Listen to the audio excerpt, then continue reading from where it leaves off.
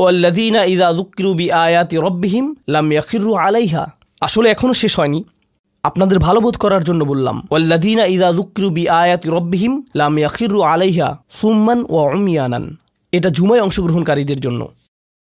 যখন তাদেরকে স্মরণ করিয়ে দেয়া হয়, তারা অন্ধ এবং বধিরের মতো পড়ে থাকে না। অন্য কথায়, তারা সেগুলো উপেক্ষা করে না, তারা সেগুলোকে হালকাভাবে গ্রহণ করে না। তারা কিছু শোনার পর বলে না যে হ্যাঁ, এটা আমার সম্পর্কেই বলেছে, এটা ঠিকই আমার বিবেককে আঘাত করেছে, কিন্তু আমি ভুলে যাব যে এটা আমি শুনেছি। আমি ভান করব যে এটা আমার সম্পর্কে না এবং এটা নিয়ে চিন্তা করব না। তারা ইচ্ছাকৃত বধির না, আর তারা ইচ্ছাকৃতভাবে অন্ধও না। সেই স্মরণিকার প্রতি যা তাদেরকে প্রদান করা হয়েছে, এটা ছিল আপনার সম্পর্কে, এটা ছিল আপনার কার্যকলাপ সম্পর্কে, আপনার উদ্দেশ্য সম্পর্কে। আর এখন আপনি এটা আর নিতে পারছেন না, কারণ আপনি পরিবর্তিত হতে চান না। বাল ইউরিদুল ইনসানু লিয়াফজুরা আমামাহ। মানবজাতি শুধু তার সামনে যা রয়েছে তাতে নিমজ্জিত হয়ে যেতে চায়। প্রলোভনগুলো এতটাই মজবুত। আর কোরআন উলিন নুহা সম্পর্কে বলছে, তারা এমন মানুষ যারা নিজেদেরকে সংযত করতে পারে। আপনাকে স্মরণ করিয়ে দেয়া হচ্ছে নিজেকে সংযত করার জন্য, আর আপনি বলছেন আমি সংযত হতে চাই না, আমি এই অবস্থাতেই ভালো আছি। আমি ইতিমধ্যেই কাজটি করার দিন, তারিখ এবং স্থান নির্ধারণ করে ফেলেছি এবং টিকিটও করে ফেলেছি। এরপর এই খুতবাটি আমার মুড নষ্ট করে দিল। তো আমি এখন একটা বার্গার খাবো এবং খুতবায় যা শুনেছি তা নিয়ে চিন্তা করব না। তারপর সেখানে যাব যেখানে আমি যেতে চেয়েছিলাম। খুতবাটা বেশ দেরিতে শোনা হয়েছে। সেই মানুষেরা এমনটা করে না। যখন কোনো স্মরণিকা শ্রবণ করে, নিজেদের উপর এর প্রভাব পড়তে দেয়। তারা এটাকে পরিবর্তন ঘটানোর সুযোগ দেয়।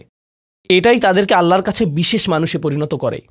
প্রসঙ্গক্রমে কখনো কখনো আপনার ভিতরে ঘটে যাওয়া সেই পরিবর্তন অন্য কেউ দেখে না, অন্য কেউ জানে না সেই পাপ সম্পর্কে যার দিকে আপনি অগ্রসর হচ্ছিলেন। সেটা শুধুই আপনি এবং আল্লাহর মাঝে সীমাবদ্ধ। আর আল্লাহ আপনাকে তার ইবাদ হিসেবে গণ্য করেন, কারণ আপনি সেই পরিবর্তন ঘটিয়েছেন। তো এখন যেহেতু আমরা সমাপ্তির দিকে যাচ্ছি, এটাই এখানে বর্ণিত শেষ গুণ। এই মানুষেরা শুধুমাত্র নিজেদের নিয়ে উদ্বিগ্ন না, বরং তারা তাদের পরিবার নিয়েও উদ্বিগ্ন। ওয়াল্লাযীনা ইয়াকুলুনা রব্বানা হাবলানা মিন আজওয়াজিনা ওয়া যুররিয়াতিনা কুররাতা আয়ুনিন। হে প্রভু, আমাদের স্ত্রী এবং আমাদের সন্তানদের দ্বারা আমাদেরকে চক্ষুর শীতলতা দান করুন, যার অর্থ দুইটি জিনিস। আমি জটিলতা পরিহার করে আপনাদেরকে সরলভাবে কুররাতা আয়ুনিন এর অর্থ বুঝিয়ে বলছি।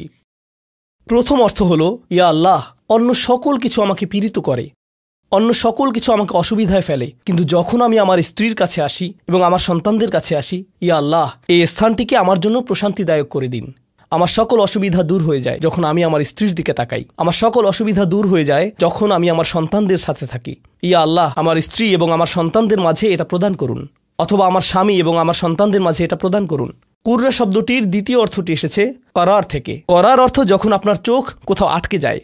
ইয়া আল্লাহ, আমার স্ত্রীর প্রতি আমার ভালোবাসা এতটাই সৃষ্টি করে দিন যাতে আমি তার উপর থেকে চোখ ফিরাতে না পারি। ইয়া আল্লাহ, আমার সন্তানদের নিয়ে আমাকে এতটাই আনন্দিত করে দিন এবং এতটাই ভালোবাসাপূর্ণ করে দিন যাতে আমি তাদেরকে অন্যদের সাথে তুলনা না করি।